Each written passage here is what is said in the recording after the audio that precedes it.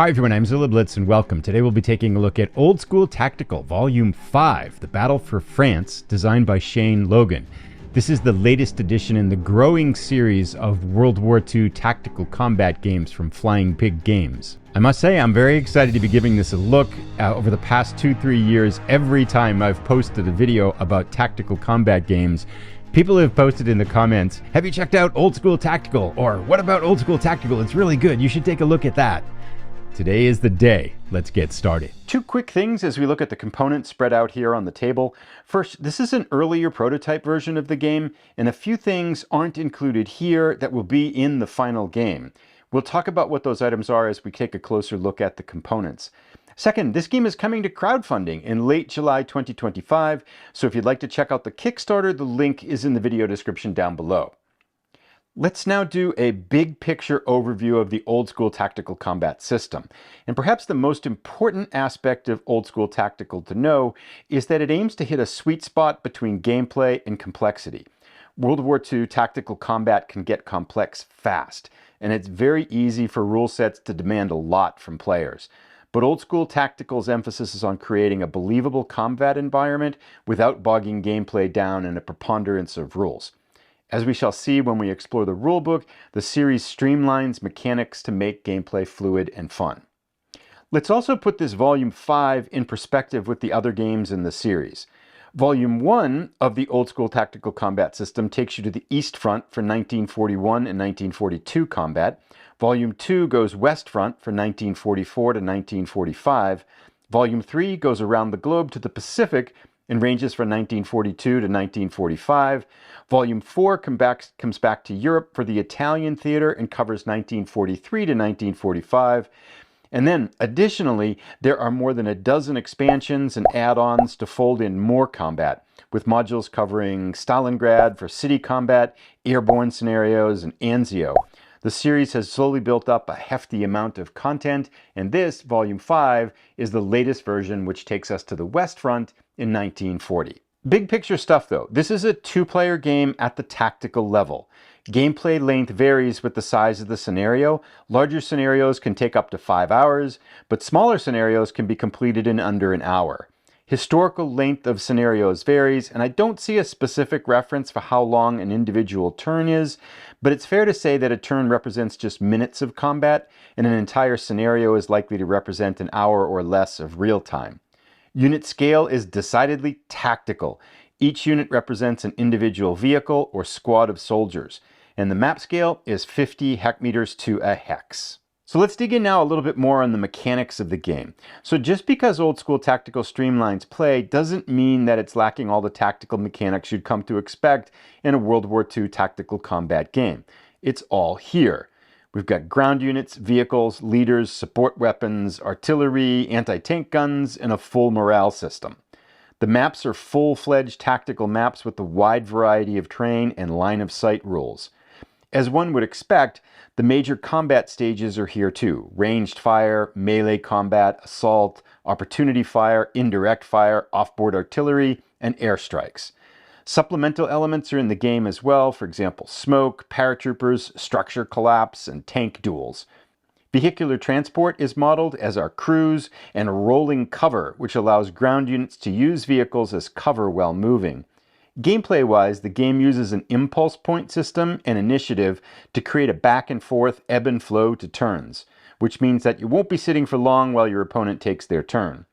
While basic unit information is on the unit, the game also has data cards for each type of unit in the game, and these data cards give more detailed information for weaponry such as hit tables at range.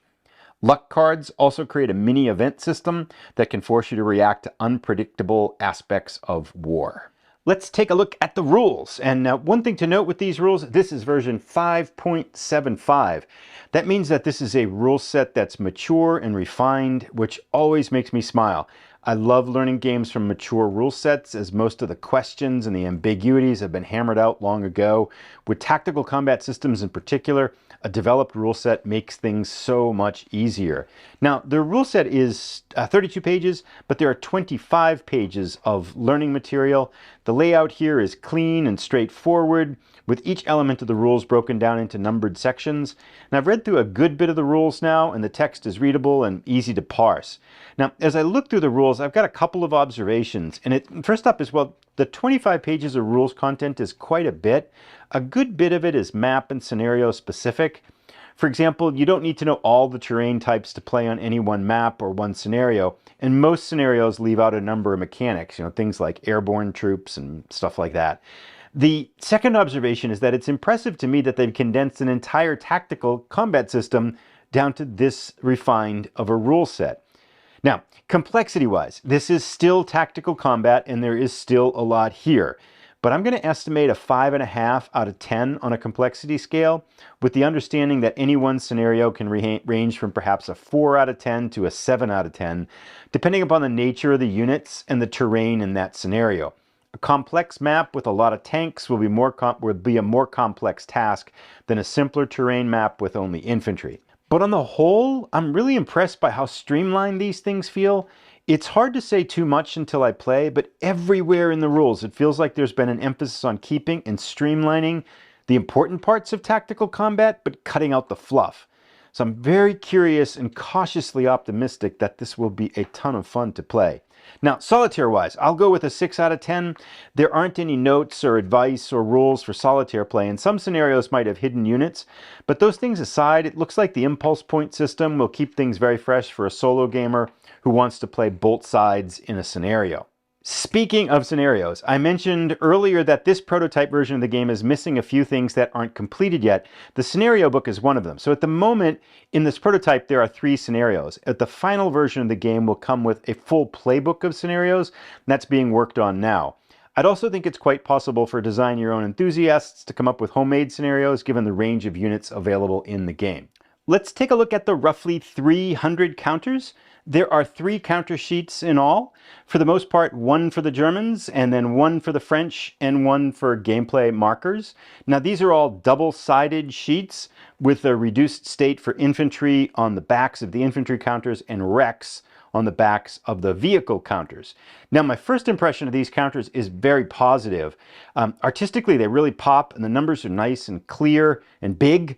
They're big counters as well. Foot units are 3/4 of an inch, and these vehicles down here are an inch, 7/8 of an inch. Now, I suspect veterans of the series will enjoy exploring the new early war tanks here. We've got Panzer Is and Panzer IIs for the Germans, and early French tanks as well, so some of the Renaults. I think this will be a fun theater to explore at the tactical level. Now, we've also got a big sheet of markers covering some terrain modifications and other informational markers, things like broken and fire used, immobilized, and main gun out of action. Having said that, I'm encouraged by the lack of variety of markers in the counter set, and by that I mean I've played tactical systems where you end up with a lot of different kinds of markers on units. And the marker set in Old School Tactical is a very modest on the whole, which makes me think you won't be ending up with the kind of units buried under big piles of markers. And that's a good thing for sure. Now down here for some of the terrain modifications, we can see cover and bunkers and roadblocks and foxholes and wire and rubble over here. All in all, I think a very impressive counter set. I'm really impressed with the artwork, especially as we take a look at the map in a couple of minutes. So there are 2 identical player aids in this game, 1 for each player. I'll put the other one off to the side. And this is another place where I'm really encouraged by the elegance and streamlined nature of the content. I mean, it's not unusual for tactical combat games to have a bevy of player aids and tables, but each one of these has an early terrain table here on this side, and then the other side is mostly made up of the infantry combat table and the vehicle combat table. There's a modest amount of die roll modifiers for these 2 tables, not overwhelming at all. And then scattered about the other table on this other side are some tables here for accuracy, bogged down for vehicles, there's one for airstrikes, and then for rallying units. So this is extremely light for a tactical combat system, and I mean that in a very good way. This is indeed encouraging to see this modest of a player aid for a game of tactical combat. So the game also comes with a pack of data cards, one for every unit type in the game, which players are going to keep on the table beside them for reference during gameplay. For infantry units, like we see over here on the left, these are pretty redundant to what's on the counters themselves. But for vehicles like tanks or anti-tank guns, there's a big addition on the data cards. As we can see here, as we look at this Renault R35, it's got its own unique hit table on the data card with range to hit and armor piercing firepower ratings for the unit. So this is a great way to make each unit unique without cluttering up the counters. Here's a look at some of the German units. We've got Pak 36 anti-tank gun, Panzer Kampfwagen 4, so Panzer 4, Panzer 3E. And again, we can see that by these fire tables here, the unit is very distinguished compared to its counterparts. So you can really get a refined sense of combat performance with these tables on each one of the vehicles. Lastly, we'll take a look at the map, but there's one thing I wanted to mention as well. The final version of the game will come with a deck of 27 luck cards, which add an element of unpredictability to the game. But those weren't ready yet for this prototype version of the game. They will, however, be in the final version of the game. Now, the map. This is the thing that I think surprised me most about this game. I mean, this thing is absolutely gorgeous. 30 inches by 41 inches, fully mounted on a thick board, and the artwork here just pops. Now, in person, this is a huge map, and it just screams like, play me. I mean, this is really, really good. I love the greens, the buildings, the level of detail. What a beautiful work of art this is. And one thing to note about this map is that many scenarios will only use a portion of it. So not every scenario will require the full 30 inches by 41 inch setup. There are counters for marking the map edges in the counter set. Now, around the edges of the map, we've got a number of game trackers. There's one for turns, one for impulse points, one for tracking enemy casualties, and one for tracking victory points. And this is probably a good time while we take a look at the map to talk a bit in general terms about how the impulse point system works, which I think is very unique to old school tactical. So the game is divided into turns, and each turn in each side will end up with a certain number of impulse points. Now, this impulse point total is determined by dice rolls at the beginning of each turn for each player, and most likely players will end up with unequal amounts of impulse points. Then the player with the initiative uses an impulse point, or sometimes two, to conduct an action. And after he or she does that action, play passes to the second player, who consumes an impulse point to perform an action. And play goes back and forth like this, with occasionally players passing until both players have consumed their impulse points for the turn. The process then is lather, rinse, repeated for the next turns going forward. So in this way, gameplay feels like it's really going to have a very fluid back and forth nature, and no player is going to be sitting around for long periods of time waiting for the other player to play. Victory and scenarios can be varied as well. There's a full victory point system built in that's tied to enemy casualties, but some scenarios might, for example, base victory on a different metric like taking control of objective hexes. Well, there we have it. Old School Tactical Volume 5. I'd love to hear from people who have played this system, as I know there are lots of fans out there who really enjoy this. And after taking a look at the components in Volume 5 here, I am very excited to dig in. Now, I'll be creating a gameplay video in time for the Kickstarter launch, so I'll put a link to that video as soon as it's ready. Also, I should mention that in addition to the Volume 5 on the Kickstarter, there'll also be an expansion, I believe it's called Poland 39, that can be added on to the main game to add 1939 German-Polish combat.